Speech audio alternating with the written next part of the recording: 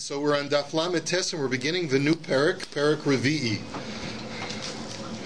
Okay, it's good to be back. Welcome. Thank you. Back in the saddle. That's it. Okay, Taraf Bekalfi, Ve'e'ela Shnei Gorelos.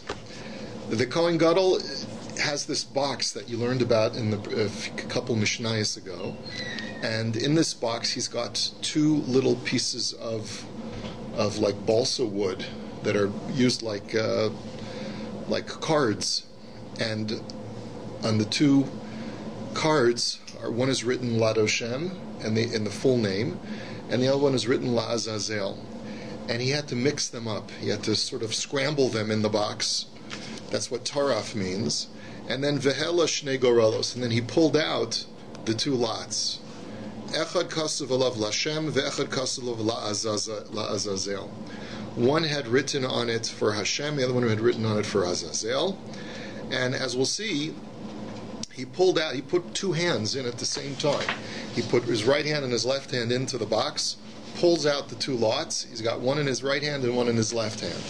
Haskan biyamino v'rosh beisav mismolo. The deputy Kohen Gadol, the understudy, remember, is standing on his right side, and the head of the Beisav, the head of the family, the Kohanic family whose shifted is this day, is on his left side. And im shel shem ala biyamino haskan omer lo ishi Kohen Gadol hagbe yamincha. Now, if the one that was for Hashem, the card that says for Hashem, ends up in his right hand, that's, as we'll see, is a sign of blessing, because when something occurs in your right hand, your stronger hand, the hand that represents Hashem's mercy, that's actually a sign that it's Lashem, that it's for Hashem in my right hand. That's a better sign. So the Skan, the deputy Kohen Gadol, who's standing on his right side, would say, "Sir, Kohen Gadol, lift up what is in your hands, so that people can see that your right hand is for Hashem." The im shel shem ola bismolo rosh beis av omerlo ishi Kohen Gadol hag smolcha. And if on the other hand, however, he had the one for Hashem that came up in his left hand, so then the man on his left side, which was the head of the beis av, the head of the Kohanic family of that day, would say, "Sir Kohen Gadol, lift up your left hand." And so basically, whichever hand he lifted was the hand that came up with the card that was for Hashem. Nasdan al Shnei HaSi'irim. Now, he's also got in front of him two goats at this time. He's got one goat on his right side and one goat on his left side. So the card that ends up in his right hand, he places it on top of the right goat, and the card that's in his left hand, he places it on top of the left goat. Va'omer Lashem Chatas, and he makes the declaration, and he says, when he puts the card on the goat for Hashem, he says, "This is for Hashem as a sin offering." And Rabbi Shmuel Omer Lo Hayitzarach Lomer Chatas Ela Lashem. Rabbi Shmuel disagrees. He doesn't say two words, Lashem Chatas, but rather just says Ladoshem. And he says it using the full ineffable tetragrammaton, the four-letter name of God. And as a result, Ve'hein onen acharav Baruch Shem Kavod Malchuso Li Olam Vayed. And when everyone hears the ineffable name, they all respond, "Blessed be the name of the glory of His kingdom forever." Okay. And this should be familiar to you based on you're going through Yom Kippur for many years and going through the Machzor. Hopefully you've had a chance to spend some time with the service itself, trying to understand what's going on. So the Gemara now says, "Lama li taraf bekalfi." So first the Gemara asks the question, why was it necessary for the Kohen Gadol to mix up the cards inside the box? Because we want to make sure that he's not going to try and pull out on his own. In other words, this has to be a legitimate lottery. It can't be rigged. So we want to make sure, so he's got to really mix things up properly. It's like it's no big Gedalia if the magician doesn't shuffle the deck and then he says, "Pick a card, pick the top card of the deck." That's no big deal. Gedalia. That's right. That's it. Right? So, but he's got to shuffle. He's got to shuffle the deck before he pulls out the lots. Amar Rava, Kalfi shal eitz haisa v'shal chol haisa. So Rava now says that the box where these cards were, the lots were, was made out of wood, and it was not sanctified. It was not sanctified. It was not considered to be a kli sharis. Ve'ena machzekes el shtei yadayim. And furthermore, the box was so small that you could only, at any given time, you could only put in two hands. You couldn't. There was no extra space, no wiggle room. So the Gemara says, "Maskef lo ravina bishlama ena machzekes el shtei yadayim." I could understand why the box was small, because this way, when the Kohen Gadol stuck in both of his hands, there was no wiggle room for him to try and manipulate the cards so that he would get the one that he wanted. Okay, that I understand. But Ela shel chol nekadsha. But why was it necessary for the vessel to be unsanctified? The Gemara answers, Im kain havali kli shari shel eitz uchli shareis de eitz lo avdinan. The answer is, says the Gemara, because a wooden utensil cannot serve as a kli sharis. You can only have a kli sharis that's made out of gold and silver. So frek the Gemara, v'navda de kesef, v'navda de zav. So fine, so then make the box out of gold or silver. Why does that have to be made out of wood? The Gemara answers, HaTorah chasa al mamonan shel Yisrael. The answer is because the Torah is protective of the assets of the Jewish people and doesn't want you to spend money frivolously. Now, this is a very startling statement of the Gemara, because we've had other Gemaras that say that when it comes to the temple, ein anius b'makom hashirus. There's no poverty in a place of great opulence and wealth. That we pull out all the stops when it comes to the accoutrements of the temple. So why over here are we being stingy about this wooden box? Rashi actually he connects this wooden box to this idea that God is concerned about the assets of the Jewish people. Where's the source case? The source case is by the laws of tsaras. When a person sees leprous stones in his house, he calls the Kohen, and the Kohen says, before I come over, take all of the furniture out of the house, because once I declare the house to be tameh, then all of the contents are tameh too, and that might cause you financial loss. So take everything out of the house first. And you see from here that God cares about the assets of the Jewish people. I suspect that there's more here than meets the eye. That really what the Gemara is trying to suggest is that even though this is an integral, as we'll see, it's an integral part of the Yom Kippur service, but because this whole lottery process is reminiscent of the sins of the Jewish people, because here what we're doing is we're casting lots to see which goat is going to bear the sins of the Jewish people, then it's very analogous to the leprous house, which comes as a result of sin. And a sinner is someone who can sometimes be impoverished because of sin. And God says, Nebuch, it's one thing that you have to atone for your sin. I don't want to double whammy you and make you become even poorer as a result of your sin. If you're taking the time to try and get atonement, then let's spare you the extra expense. Anyway, more to be discussed about this Gemara. And the Gemara now continues and it says, Masnisim deloki haitana detanya Rabbi Yehuda Omer mishum Rabbi Eliezer askan, mishum Rabbi Eliezer rather, haskan v'kohen gadol machnisin yadud b'kalfi. So seems to be a different version of what goes on in the Brisa. The Brisa says is that instead of the Kohen Gadol placing both of his hands in the box, instead the Kohen Gadol places his right hand and the Skan, the understudy, places his right hand. So you got two people sticking in each one their right hand, and each one pulls out one lot. So im biyamino shel Kohen Gadol ole haskan omer lo ishi Kohen Gadol hagbe yamincha. So if the Kohen Gadol is the one who gets the winning card, which means that says Lashem on it, so then the Skan says, Sir Kohen Gadol, lift up your hand and show everyone. Ve'im biyamino shel Skan ole rosh beis av omer lo Kohen Gadol daber milech. If, however, the Skan, the understudy, pulls out the winning card, so then the third guy, which is the head of the Kahanic family of that day, says to the Kohen Gadol, Kohen Gadol, sir, say what you will say, which means that place the card of the Skan onto the goat that is going to be for Hashem. V'nei malei Skan. So the Gemara says, why couldn't the Skan tell the Kohen Gadol to make the announcement, or to make the pronouncement of which goat is for Hashem? Why do you need the third guy? If after all, the two people are already involved, or the Skan and the Kohen Gadol, what do you need the third Kohen at all? The Gemara answers, Kaven de lo salik biyade chol shadaite. The answer says, the Gemara, it's a sensitivity issue. if the skan is the one who pulls out the winning card that says Lashem, so for him to say to the Kohen Gadol, make your pronouncement, it's almost like he's gloating, saying, haha, I got the winning card, now you can use my card and place it on the goat that is for Hashem. So in order to not to have the appearance of gloating, we have a third Kohen that instruct the Kohen Gadol what to do. So the Gemara now questions, what's the machlokas between the Mishnah and the Brisa? Why does the Mishnah say that the Kohen Gadol places only his hands in, whereas the Brisa says that the Kohen Gadol places his right hand and the skan places his right hand? Mar Sarver Yamina Tiskan Adif Mismali to Kohen Gadol, Mar Sarver Ki Hadodininu. The answer is, the Brisa holds that it's better to use two right hands, even if it's from two different people, than to use the right hand and the left hand of the Kohen Gadol. And our Mishnah, however, holds no, the left hand of the Kohen Gadol is just as important as the right hand of the understudy. So, Uman Haitana de Polagale de Rabbi Yehuda, Rabbi Chanina Skana Kohanimu. The Gemara reflects on a certain irony here, because while Rabbi Yehuda is the author of the Brisa that holds that the skan sticks in his right hand, our Mishnah is authored by a man whose name is Rabbi Chanina Sgan HaKohanim.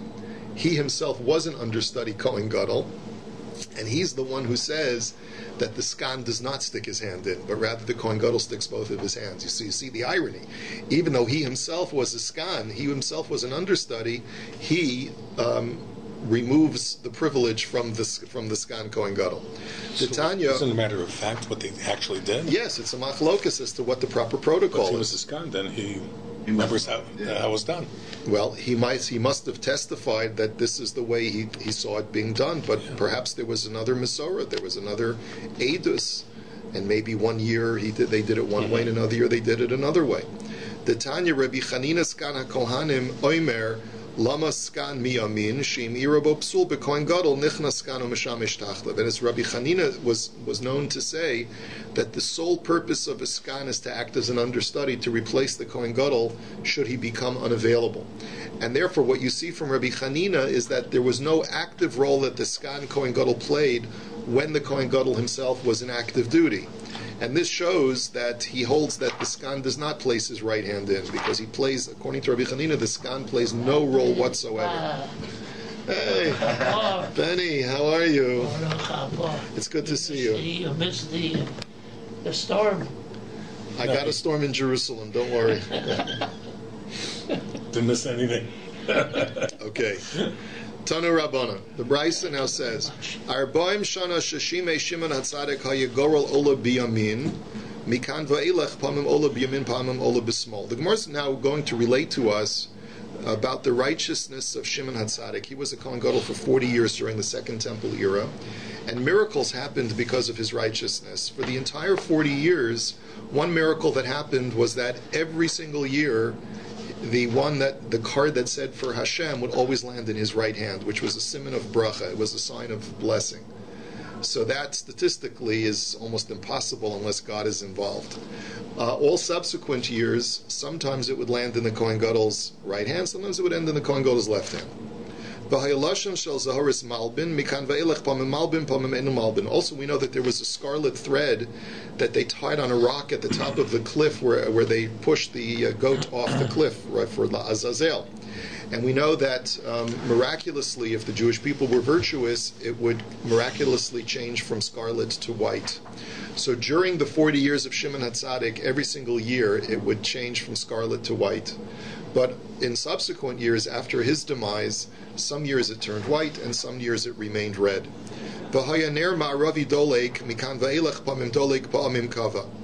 Another miracle, during the 40 years of Shimon HaTzadik, there was a candle of the menorah, the seven-pronged menorah that was known as the Ner Ma'aravi. It's a machlokis what that the western candle is. Some say that it's the center candle, and some say that it's the second flame that you encounter when you walk into the Heichel. Not the first flame, which is the easternmost candle, but the one adjacent to it, which is the Ner Ma'aravi. Now, what we're saying, what was the miracle that happened? You put in an equal amount of oil into each candle when you filled up the menorah, and then you lit it at night, right? And so you put in enough oil so that it would burn through the longest winter night. And usually by the morning, the candles would be extinguished. The miracle is that the Western candle, despite the fact that it had the same amount of oil, would miraculously burn. Instead of for 12 hours or 14 hours, it would burn for 24 hours until the next evening, and you would use the existent flame to light all of the other candles. That was the miracle of the Ner Ma'aravi. Now, that happened for every single day during the 40 years of Shimon HaTzadik's reign. When he died and another Kohen Gadol took over, sometimes it would miraculously continue burning and sometimes it would go out. I just want to reflect upon this for a moment. We just celebrated Hanukkah not too long ago. What was the whole miracle of Hanukkah? That the oil burns miraculously for 8 days instead of just 1 day. Now, if this happened on a daily basis during the reign of Shimon HaTzadik, what's the big deal?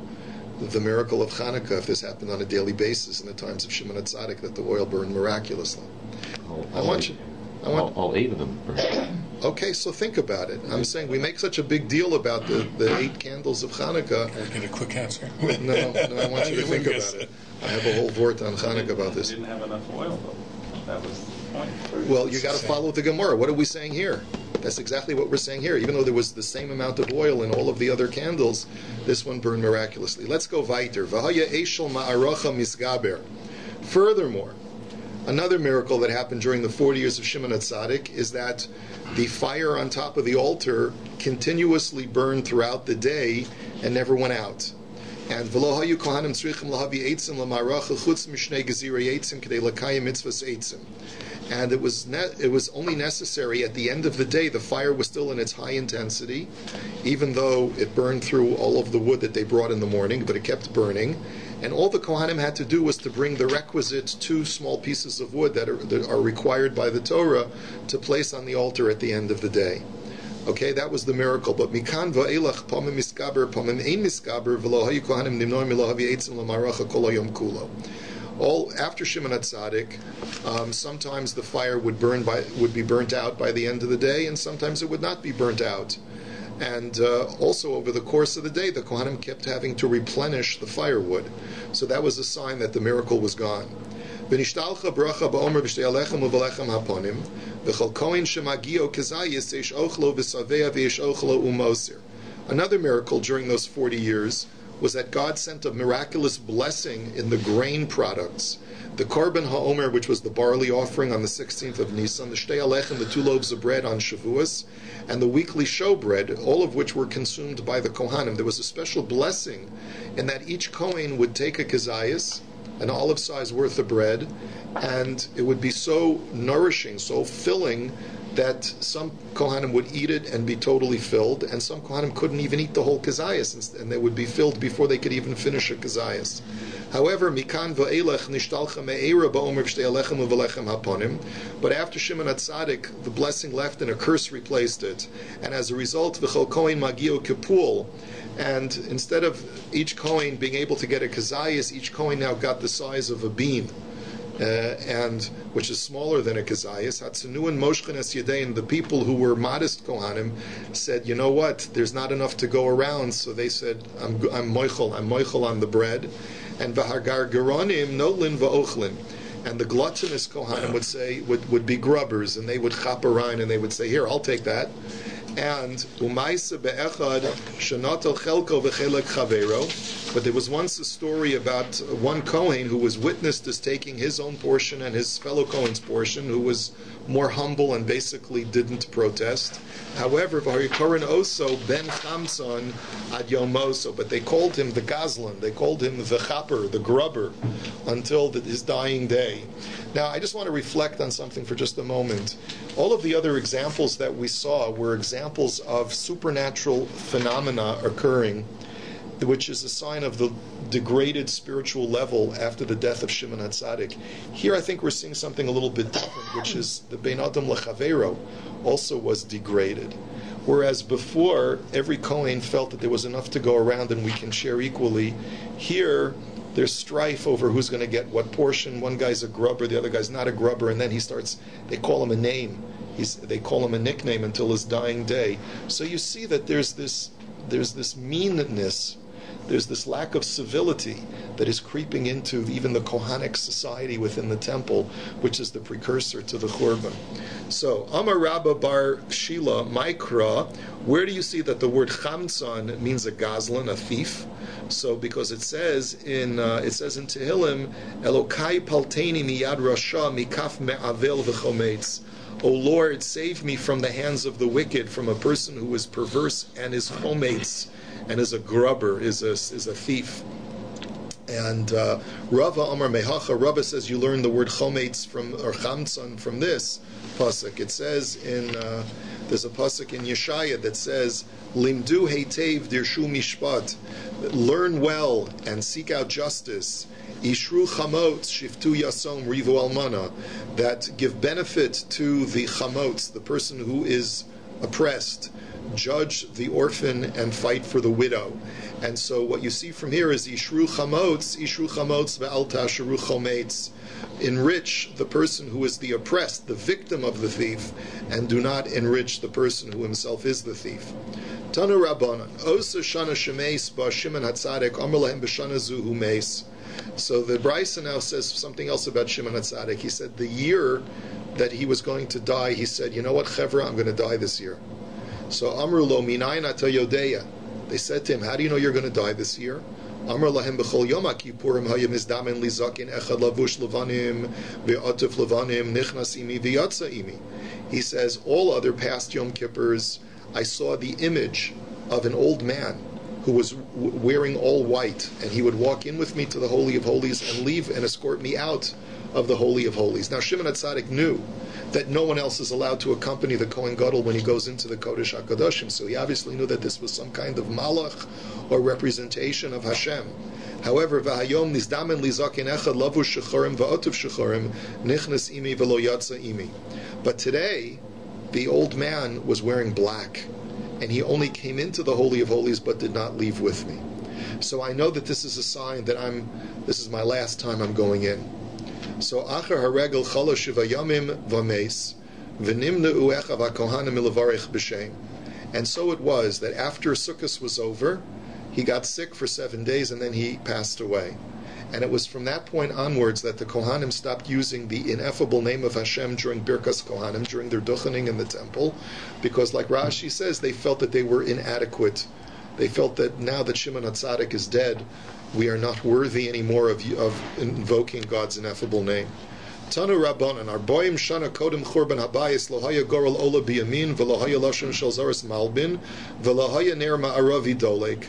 That the Brisa now tells us something even worse. It's one thing to say that after Shimon HaTzadik passed away, now he passes away right in the middle of the Second Temple. He's right before, he's about a generation or two before that has the story of the Chashmonoim, okay? Now, when he passes away, we had said that sometimes the Ner Ma'aravi would light, sometimes it wouldn't light, sometimes the scarlet thread would turn white, sometimes it wouldn't turn white, right? But the 40 years before the Churban, there was a sign that things had degenerated so much that never would the card that says Lashem end up in the Kohen Gadol's right hand. In other words, for 40 years, 40 out of 40 times, it always ended up in his left hand. That was a sign that God was very unhappy.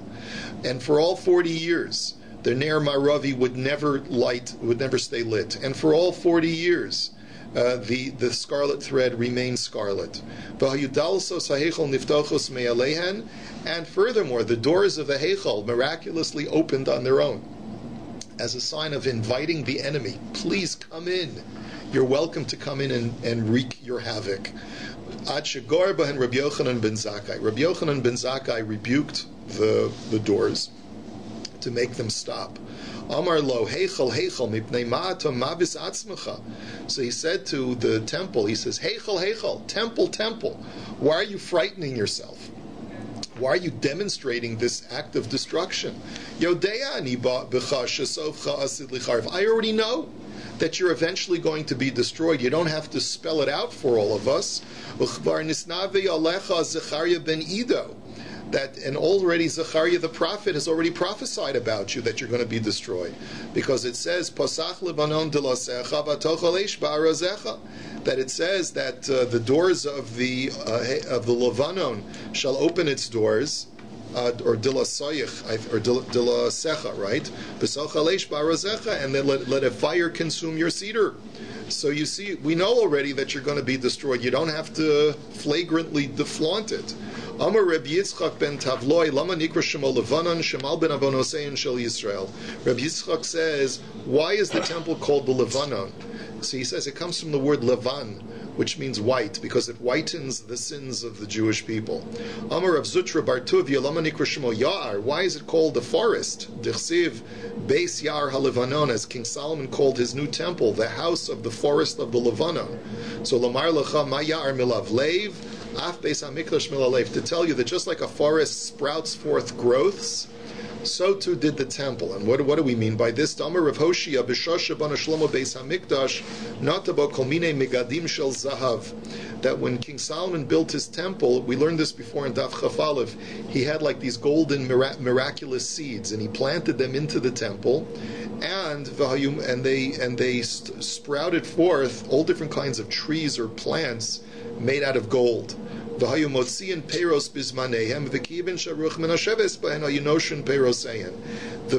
trees or plants produced fruit, and when the wind would blow and the golden fruit was ripe, it would fall off the tree. Shenamar Yirash Kalavanon Piryo, as it says in the pasuk that it will make a sound like the Lebanon, its fruits. Umehen ha'isa parnasa lekuhuna, and the Kohanim used to harvest these golden fruits. It sounds like the golden eggs of Jack and the Beanstalk, right? But it's the golden fruit of the temple, and the Kohanim would harvest this fruit, and they would be able to sustain themselves economically from this magical fruit. V'keven shenichnasu ovdei kochavim laheichal yavshu. But once the enemy came into the heichal, these trees, these golden trees, dried up, shriveled and dried up. Shenamar uperach levanon umlal, as it says that the flower of Lebanon has shriveled or dried up. The Asir HaKadosh Baruch Hu lahachzir olanu, but God will eventually restore these miraculous trees to us.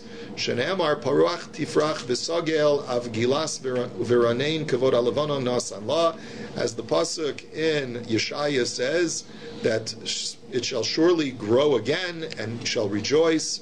Af gilas v'ranein kavod halevanon. So too there will be rejoicing and celebration, for the glory of the Levanon shall be restored.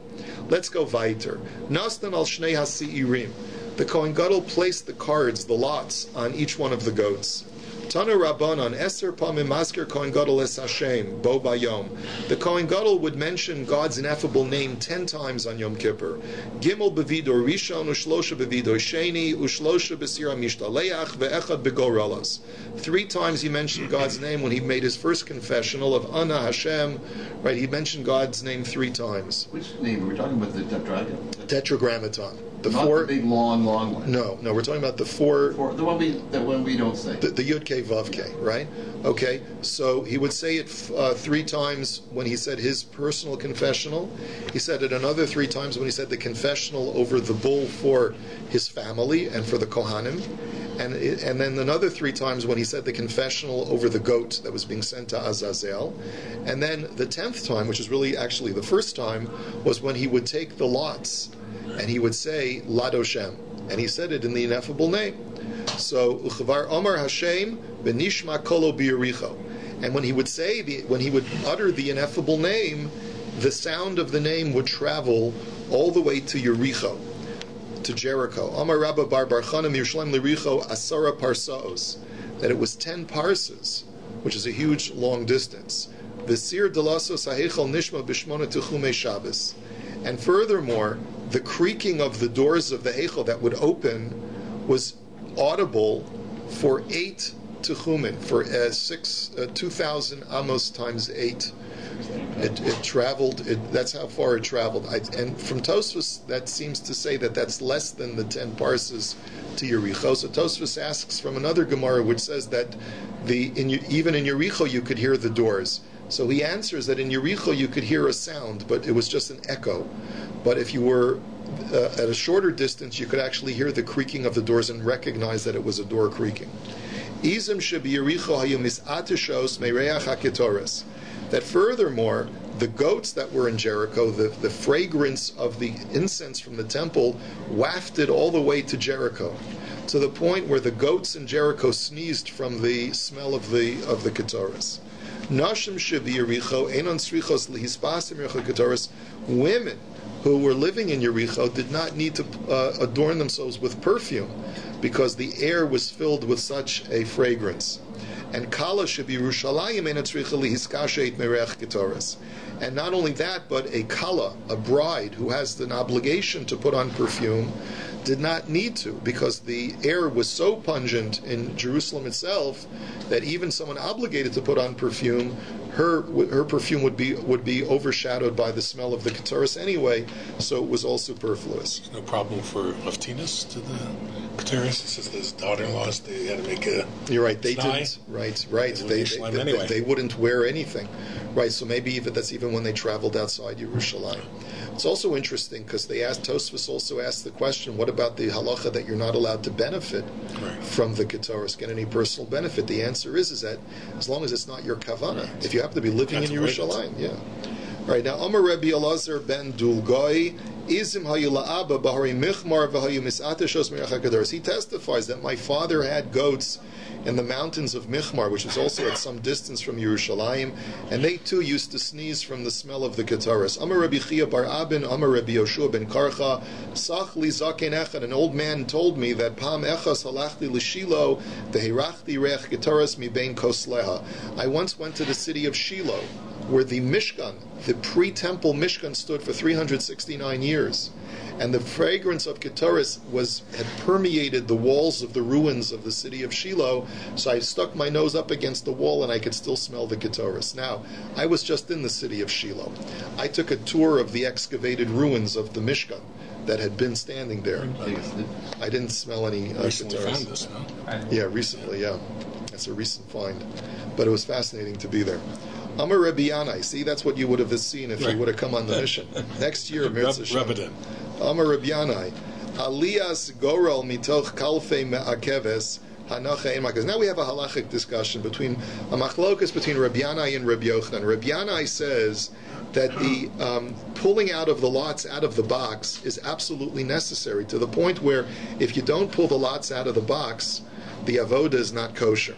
Rabbi Yochanan Amar, but he's the one thing that he concedes is that placing the cards on the goats themselves is not ma'akev, meaning that if you don't do it, it's only lechatchila, but b'diavad, if you don't do it, it's still kosher. But Rabbi Yochanan Amar, af aliyah ena ma'akeves, and Rabbi Yochanan says even pulling the lots out of the box is not ma'akev. It's not going to disqualify the service if you don't do it. And therefore, according to Rabbi Yochanan, even if the Kohen Gadol just simply said, that one's for Hashem and that one's for Azazel, without taking lots, b'diavad, it's still kosher. So, aliba de Rabbi Yehuda damer dvarm hanasim bevigdei lavin mibachutz lo ma'akva kuliyama lo pligi de lo ma'akva. Now the Gemara points out that later on we're going to see a machlokas between Rabbi Yehuda and Rabbi Nechemya, two Tanoim, as to what protocol the Kohen Gadol did outside of the Holy of Holies wearing his white vestments.